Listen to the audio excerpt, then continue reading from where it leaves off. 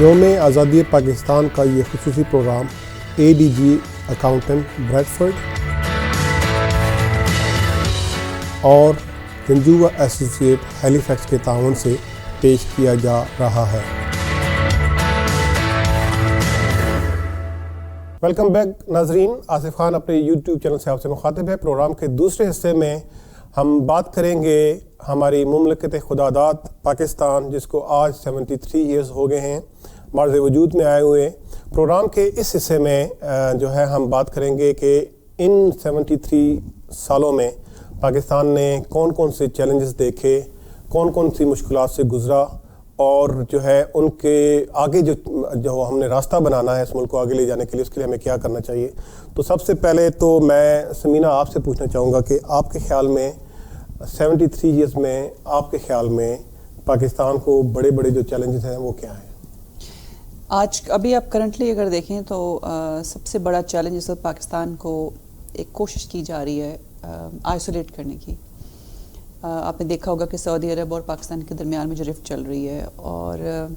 انہوں نے وہ کانٹریکٹ بھی منسوخ کر دیا، پیسے واپس مانگ لیے، وہ ایک بہت بڑا ایشو ہے ان اٹ سیلف۔ اور آپ یہ دیکھ رہے ہوں گے کہ UAE،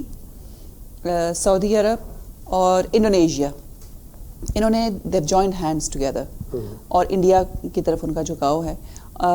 اور بڑی بدقسمتی کی بات یہ ہے کہ UAE کو بھی اور سعودی عرب نے بھی لاسٹ ایئر جس طریقے سے پرائم منسٹر عمران خان کو ویلکم کیا تھا، اور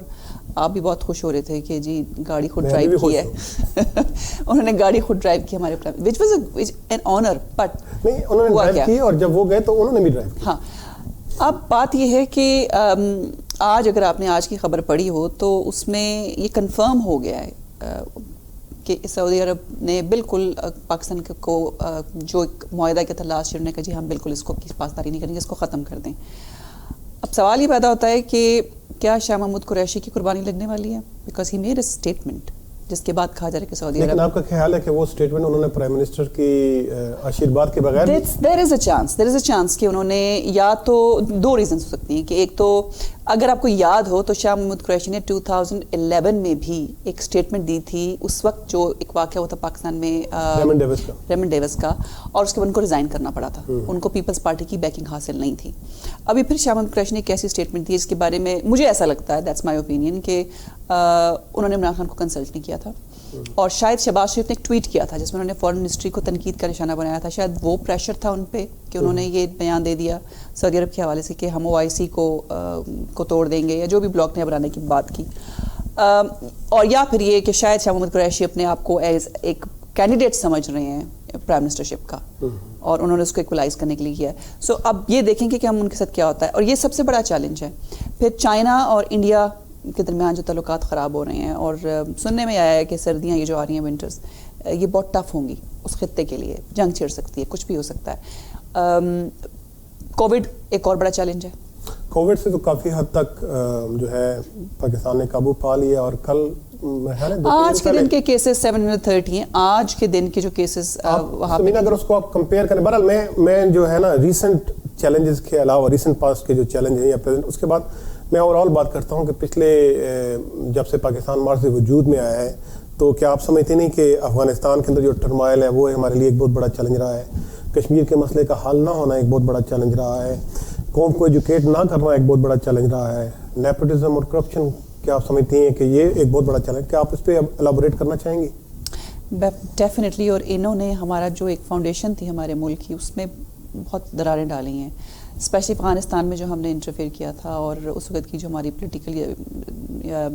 آرمی لیڈ گورنمنٹس تھیں، انہوں نے ایک ڈیسیژن کیا تھا ضیاء میں، وچ واز رانگ۔ اب لوگ کہتے ہیں کہ وہ غلط ہوا تھا، لیکن بات یہ ہے کہ ہم لوگ پھر 90s کے بعد کشمیر کے اندر جو خون ریزی شروع ہوئی، ایک انفلکس پاکستان میں آیا، پاکستان مزید انوالو ہوا، آپ نے دیکھا کہ سچویشن ہماری اور بدلی، 9/11 ہوا، پاکستان نے پھر سفر کیا۔ لیکن اگر آپ 80 سے پہلے کا پاکستان دیکھیں تو Pakistan was in progression, Pakistan نے بہت زیادہ ایک مائل سٹونز اچیو کر لیے تھے۔ بدقسمتی ہماری سٹارٹ ہوئی 80s کے بعد، جب پولیٹیکل گورنمنٹ زیادہ آنا شروع ہو گئیں، اور پھر اس کے بعد ظاہر آیا تو ظاہر ایک لمبا گیپ تھا, پھر تھوڑا سا پولیٹیکل گورنمنٹ آئی, پھر آرمی اسٹیبلشمنٹ آئی. لیکن سب سے بڑی میں یہ سمجھتی ہوں کہ ہمارے لیے پریشانی کی بات یہ ہے کہ پولیٹیکل سیٹ اپ جب بھی آیا ہمارے ملک میں, ہمارے ہاں پرابلمس زیادہ ہوئی ہیں. ملٹری اسٹیبلشمنٹس جب آئی ہیں تو ہمارے پرابلمس سالو ہوئے ہیں. یہ مسٹری مجھے سمجھ نہیں آتی, اگرچہ کہ اور مزید اگر دیکھا جائے تو ہم اس کو کمپیئر کرتے ہیں اپنی ناکامیوں کے ساتھ, لیکن ہمارے ملک کے حالات جو ہیں وہ ملٹری اسٹیبلشمنٹ نے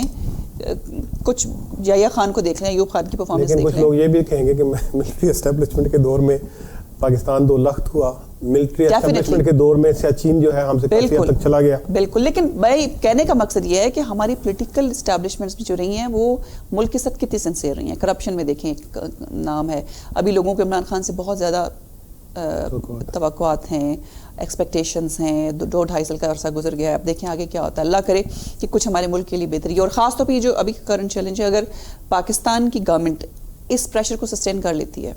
اور کسی طریقے کے ساتھ, مجھے نہیں پتا کہ چائنا کے ساتھ بیک ڈور ڈپلومیسی میں کتنا کانفیڈنس ہے ان کو چائنا پہ کہ اس کا ساتھ دے گا, لیکن چائنا کس حد تک سعودی عرب سے اپنے تعلقات خراب کرے گا.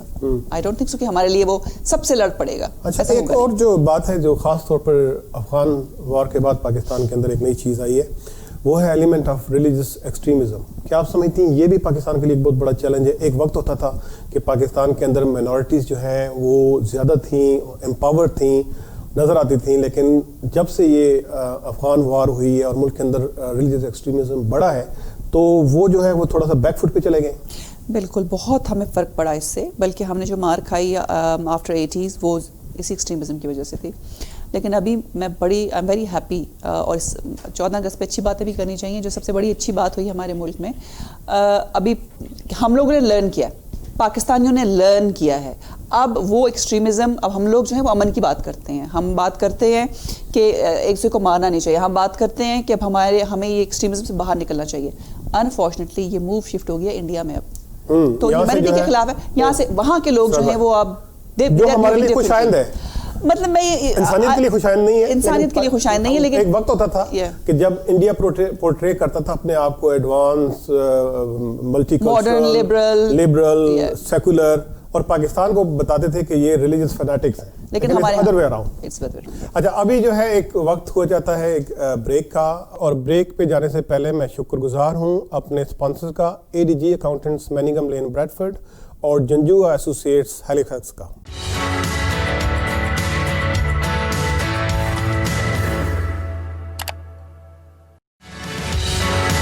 یوم آزادی پاکستان کا یہ خصوصی پروگرام